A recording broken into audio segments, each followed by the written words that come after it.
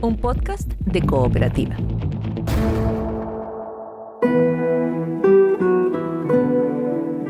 Este es un podcast sobre historias que suceden delante y detrás de la pantalla, sobre las personas que hacen películas, las personas que las ven y las personas que las sueñan.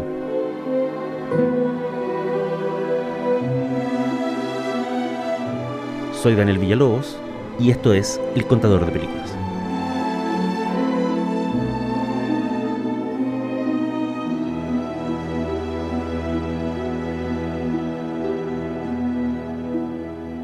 Esto es El Contador de Películas y la historia de hoy se llama La isla y la actriz. Nuestros teléfonos están repletos de fotos que jamás imprimiremos y que se perderán en algún cambio de memoria o en el incesante traspaso de una tarjeta al disco duro. Matrimonios, almuerzos, el video de los primeros pasos de una criatura, una reunión familiar que no podíamos saber que sería la última. El problema de la conservación en el tiempo de nuestros recuerdos es un ruido blanco que suena por debajo de las últimas 2 décadas. La vida digital nos ha concedido, en apariencia, no solo el don de la ubicuidad, sino el de hacer a nuestras memorias inmortales. Esta foto, este mensaje, vivirán por siempre en el mar del Internet. Pero, ¿y qué significa para siempre en ese contexto? ¿Qué pasa si no lo hacen? ¿Y cuáles son los criterios de las personas, o mejor dicho, las máquinas a cargo de la administración de esa memoria global? El temor a olvidar no es nuevo. Podría decirse que, como buen temor, venía de la mano de un deseo, el de registrar algo extraño o único para mostrárselo a otros. Para cumplir ese deseo estuvieron ahí el dibujo sobre una piedra, la pintura, la imprenta y después la fotografía. Y entonces desde 1895 estuvo el cine. Una de las primeras consecuencias de la aparición de la cámara cinematográfica fue el ejército de técnicos que se desplegaron por todo el globo para filmar países distantes, maravillas mundiales, fauna salvaje, costumbres extrañas, desfiles, grandes tragedias, grandes triunfos deportivos.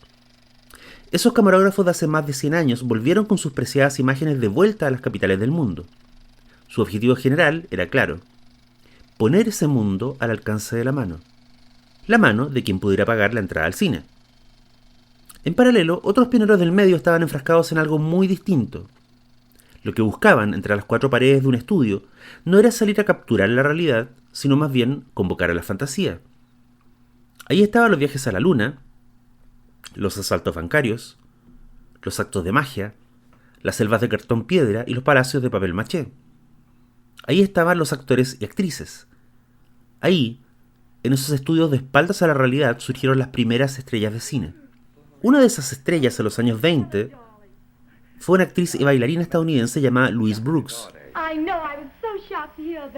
Desde su llegada a Hollywood en 1925 hasta su partida a Europa, Brooks filmó varias comedias livianas. Afuera de los estudios explotaba el furor de los años 20 y la cultura de las flappers y la vida nocturna. Louise Brooks, con su enorme sonrisa, su intenso carisma y su peculiar corte de pelo, fue una de las estrellas emblemáticas de la década. Su fama alcanzó carácter mundial, lo que explica que en un país que ella nunca llegó a visitar, llamado Argentina, un joven escritor se encantara con Brooks para convertirla en el amor platónico de su vida. Ese escritor era Adolfo Bioy Casares.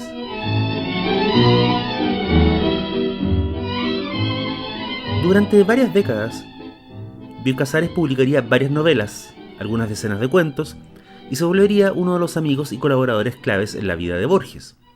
Pero antes de eso, en 1940, Bioy Casares era un escritor veinteañero con 2 pasiones: recorrer las librerías de Buenos Aires y discutir la carrera de Louise Brooks.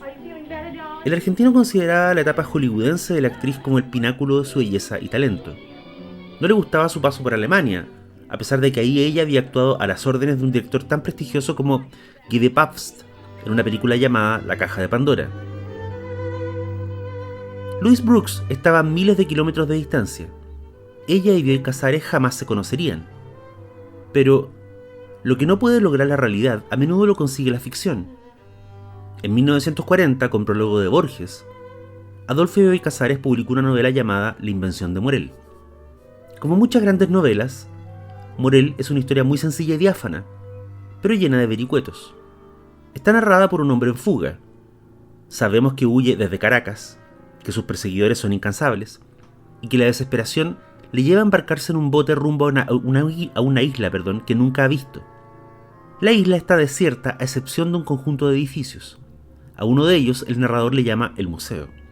A la manera de Robinson Crusoe, el hombre se oculta en una zona de la isla, intenta armar una rutina, esquivar las mareas y sobre todo escapar del calor. Hasta que un día, con terror, descubre otras personas en la isla. Las ve de lejos, paseando, conversando. Entre esas personas está una mujer, Faustine. El lector adivina que el hombre se enamora de la mujer mucho antes que el hombre se entere. Es inevitable. Su interés por ella hace que se atreva a salir de su escondite, a acercarse a la zona habitada de la isla.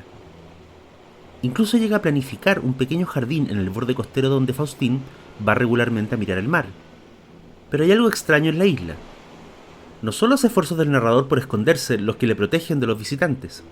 Estos le ignoran incluso cuando camina frente a sus narices. La propia Faustine se niega a mirarle o a registrar su presencia.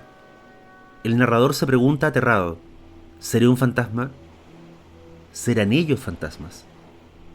La segunda pregunta es más cercana a la realidad, porque los visitantes, descubrimos junto con el narrador, son un grupo de amigos de un hombre llamado Morel, que los llevó engañados a la isla hace mucho tiempo, para un singular experimento.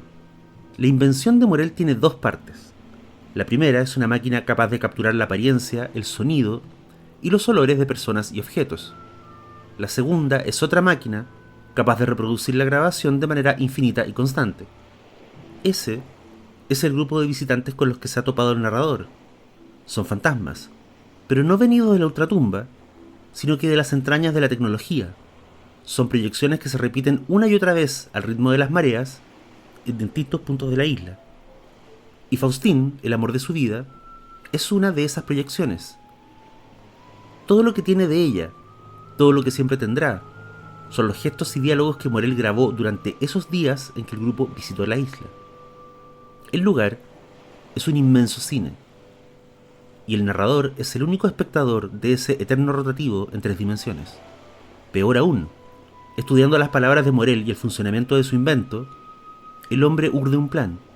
Echa a andar la máquina que registra su imagen, su voz y sus movimientos, y durante varios días se mueve con perfecta coordinación entre las figuras fantasmales de los visitantes ya desaparecidos. Moriré, piensa. Pero cuando eso ocurra, mi imagen, sincronizada con los paseos y las conversaciones de Faustine, parecerá pertenecer a su mundo. Si otro espectador algún día llega a la isla, nos verá caminando juntos, sonriendo felices, viviendo en el eterno presente de la grabación. El narrador empieza a sentir ardor en su mano, pierde el pelo, pierde las fuerzas. Nadie, entiende él ahora, puede exponerse a la invención de Morel sin que ésta le arranque la vida junto con su imagen. La cámara es un arma y la pantalla un cementerio.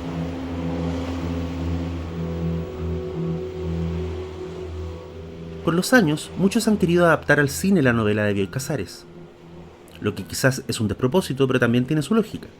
Si el argentino pudo escribir la novela perfecta sobre el aspecto caníbal del cine, tiene sentido que el cine haya querido devorar esa novela.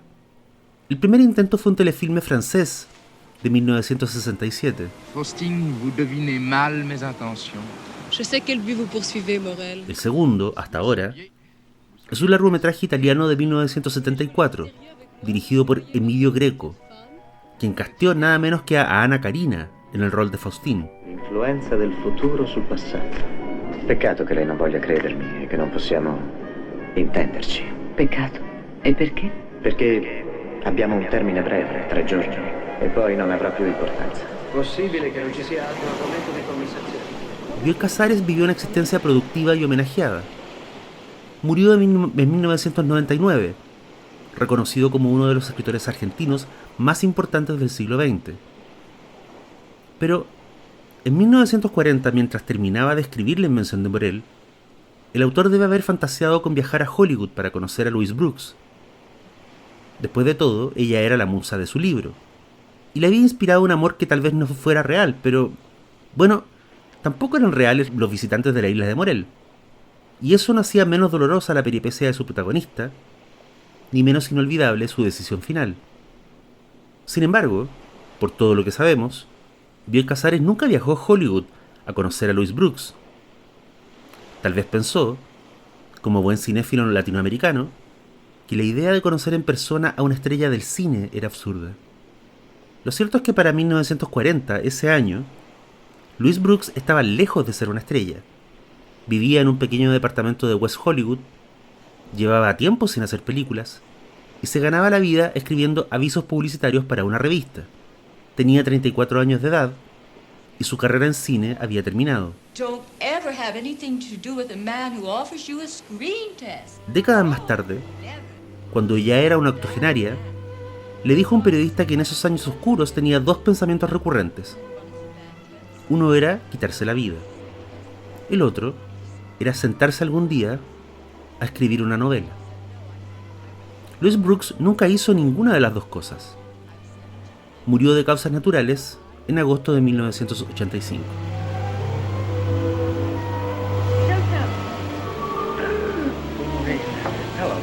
Hello, darling. I'm sorry. The medicine, but you see, it's the doctor's order. I know, I'm so shocked to hear that. Esto fue El Contador de Películas. Soy Daniel Villalobos. Hasta la próxima. Sí, el amor, sobre todo, tuve varios amores, pero el mayor fue por Louis Brooks. Y fue como eran todos los amores míos de esa época, un amor desdichado. Sí. Porque vi unas pocas películas de ella y después desapareció a la pantalla. Me enteré después que había ido a Alemania, que estaba con pasta allá, y ya eso me despertó un poco.